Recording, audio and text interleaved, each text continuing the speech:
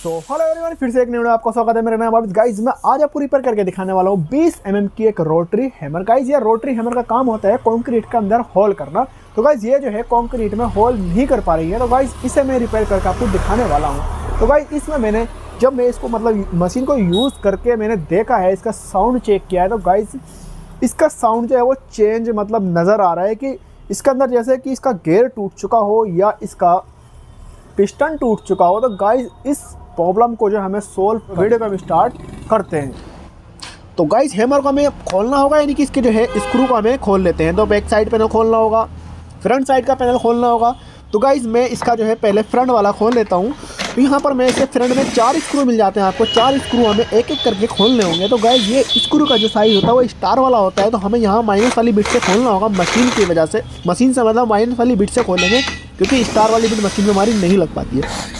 तो गाइस अब मैं इसका बैक पैनल खोल लेता हूँ, यानी कि बैक साइड का जो इसका कवर है वो हटा लेते हैं। तो गाइस इसमें हमें 3 स्क्रू मिल जाते हैं, यहाँ इसमें 2 स्क्रू निकले हैं। तो गाइस यहाँ पर मैंने इसका पैनल हटा दिया है और इसका जो है हमें कार्बन होल्डर खोलना होगा। तो कार्बन होल्डर में 2 स्क्रू आते हैं, बट इसके अंदर 1 स्क्रू है, तो हमें वही स्क्रू खोल लेना है और इसके जो है कार्बन होल्डर को एक साइड में निकाल कर रख देना है। तो यहाँ पर हमें 1 स्क्रू इसके साथ में दिया गया है, मैं उस स्क्रू को खोल लेता हूँ। तो गाइस यहाँ पर ये स्क्रू खुल के रेडी हो चुका है। इसका हमें कार्बन को हटा दिया है, कार्बन होल्डर में कार्बन के होल्डर निकाल दिया है। अब ऐसे ही सेकंड वाले में उसमें भी सिर्फ 1 स्क्रू दिया गया है, तो उस वाले को भी हम खोल लेते हैं। तो यहाँ पर गाइस मैंने दोनों ही खोल दिए हैं। तो खोलने के बाद इसकी वायर को हटा दिया है। हटाने के बाद इसके जो होल्डर को निकालना होगा, तो यहाँ प्लायर से मदद से निकालना होगा। तो यहाँ पर मैंने इसका जो आर्मीचर है उसको मैंने बाहर निकाल दिया, क्योंकि हमने ऑलरेडी उसके स्क्रू खोल रखे थे।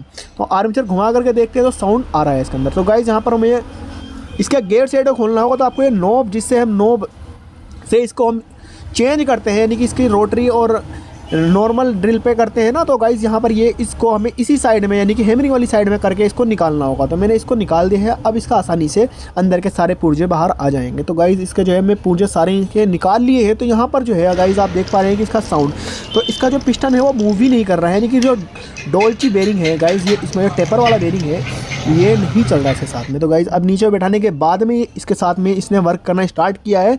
तो ऐसा क्यों हुआ है कि ये ऊपर की साइड में रह गया। तो अब इसका जो है बाकी चीज़ें हम चेक कर लेते हैं। तो यहाँ पर पहले इसका हम पार्ट्स को जो है निकाल लेते हैं सभी को। तो यहाँ पर इसका गेयर सेट पूरा कंप्लीट आ रहा है, छोटी गरारी बड़ी गरारी। तो इसका जो आर्मीचर का गर है वो बिल्कुल ठीक है, कुछ भी उसमें दिक्कत नहीं है।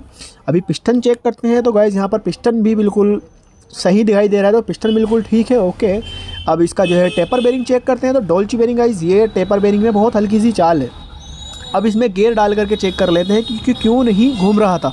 तो गाइज़ यहाँ पर मैं इसको चेक करता हूँ, तो ये फुल इसको बैठा रहे हैं तो ये घूम रहा है। हल्का सा ऊपर करके इसे करते हैं, यानी कि तो वहाँ पर नहीं घूम रहा है। तो गाइज़ यहाँ पर मैं इसको साफ़ कर लेता हूँ कपड़े से, एक साथ ग्रीस को हटा देता हूँ दोनों पे से, यानी कि टेपर बेरिंग पे से भी और गियर पे से तो मैंने ऑलरेडी हटा दिया है।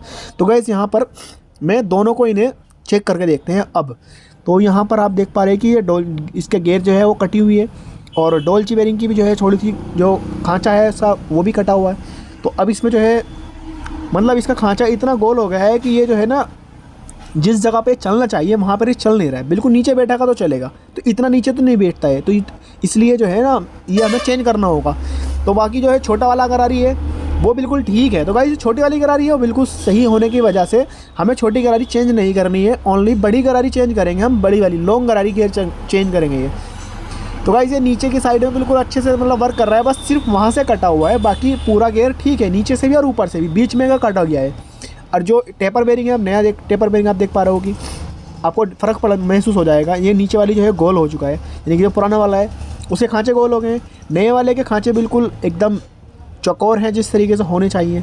तो गाइस यहाँ पर इस लॉन्ग बेट को देखते हैं। तो लॉन्ग वाली जो गेयर है इसके भी ऐसे ही खांचे गोल हो चुके हैं। और अब ये नई वाला हम इसमें फिट करेंगे। तो गाइस यहाँ पर फिटिंग कैसे करनी है, जो छोटी वाली गरारी आप देख पा रहे हैं कि इसमें उठा हुआ खांचा है वो हमें नीचे की साइड पे करना है, ताकि बेरिंग ख़राब ना हो हमारा।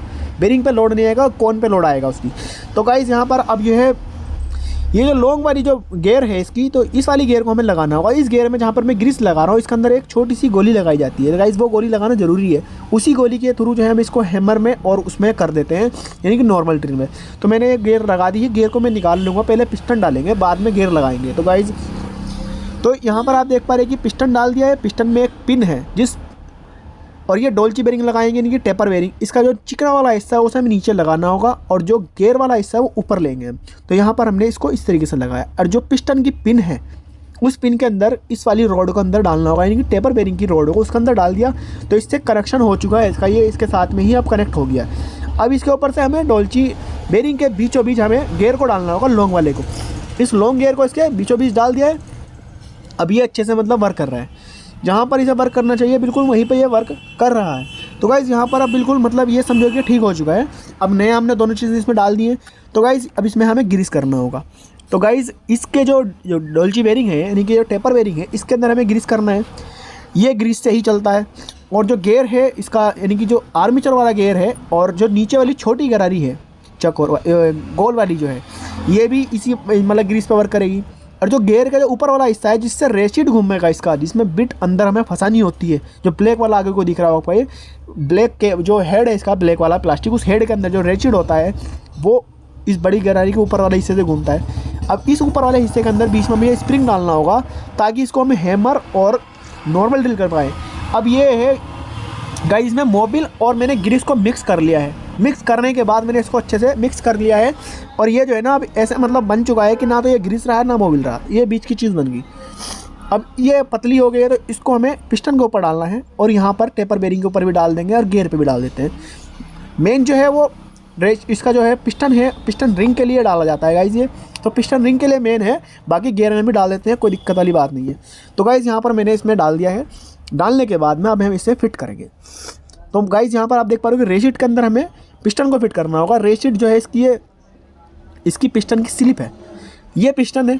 तो गाइज ये स्लिप है और आगे इसको छोटी सी नोब दिखाई दे रही होगी, उसके अंदर ये गियर फंसेगा जा करके, यानी कि जो वो निकल जाती है, आप चाहो तो उसे निकाल लो, नहीं चाहो तो नहीं निकाल सकते, कोई दिक्कत वाली बात नहीं है। तो गाइज यहाँ पर मैंने इसको बैठा दिया है। ये बास टाइम में नहीं बैठता है तो समझ लीजिए क्या वो जो पिन इसके अंदर वाली जो थी उसमें वो फिट नहीं बैठ पाती, तो इसके ऊपर से इसको ऐसे ही ठोकने, किसी और जगह से हम ठोकेंगे तो नहीं हो पाएगी, ये इसी जगह से लगेगी क्योंकि इसमें टेपर होता है। तो गाइज यहाँ पर मैं इसको घुमा करके देख रहा हूँ तो स्मूथ चल रहा है बिल्कुल एकदम, यानी कि अब इसको फिटिंग कर सकते हैं।